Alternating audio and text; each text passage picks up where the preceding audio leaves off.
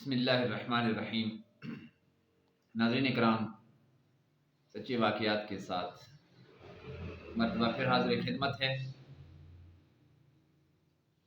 کہتے ہیں کہ قناعت پسندی یہ اللہ کی عطا ہوتی ہے جسے نصیب ہو جائے۔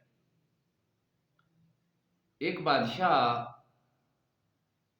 اپنی عمر گزار کر اس جہاں سے رخصت ہو رہا تھا، جس کی موت کا وقت قریب آن پہنچا۔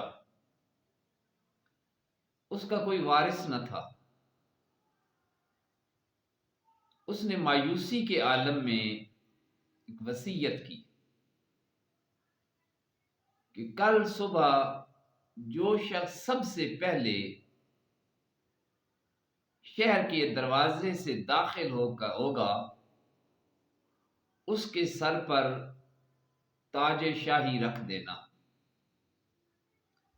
اور یہ ملک اس بندے کے سپرد کر دینا۔ اتفاق سے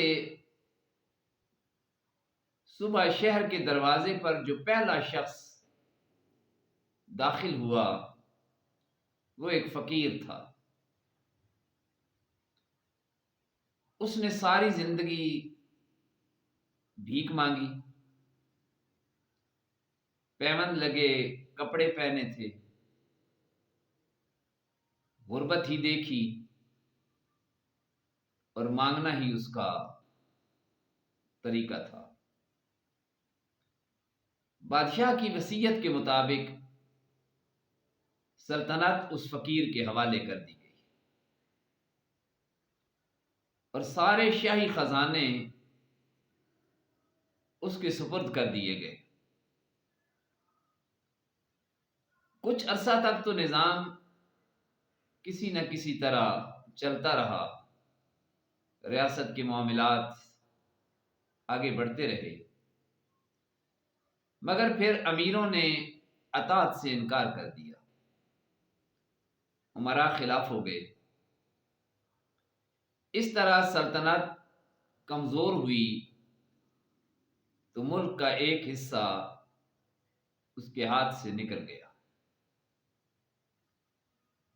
یہ دیکھ کر وہ فقیر بہت زیادہ پریشان ہوا کہ اسے ریاست کا بادشاہ بنایا گیا اور وہ ریاست کا ایک حصہ ہی گنوا بیٹھا ہے۔ اسی دوران اس کا ایک دوست اسے ملنے کے لیے آیا، جو ماضی میں اس کے ساتھ رہ چکا تھا۔ وہ اس کے آنے پر بہت خوش ہوا اور دوست کو مبارکباد دی۔ فقیر نے دوست سے کہا، مجھے مبارکباد مت دینا بلکہ ماتم پرسی کر،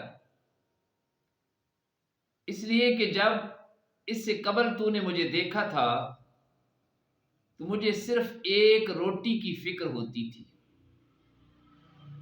جو شام کو میں کہیں مانگنے جاتا اور مجھے مل جاتی، اور آج تو جب مجھے اس حال میں ملا ہے تو مجھے ایک جہان کی فکر لاحق ہے کہ اب پوری ریاست کی فکر مجھے دامنگیر ہے۔ حضرت سعدی علیہ رحمہ اس عقائد میں یہ نقطہ بیان فرماتے ہیں کہ تو اگر تو دولت مندی چاہتا ہے تو قناعت پسند بن جا، اس سے بڑھ کر کوئی دولت نہیں ہے۔ قناعت دنیا کے مال و زر سے بڑی دولت ہے اور یہ اللہ کی نعمت ہے اور یہ اپنے بندوں کو عطا فرماتا ہے۔ بہت شکریہ۔ اللہ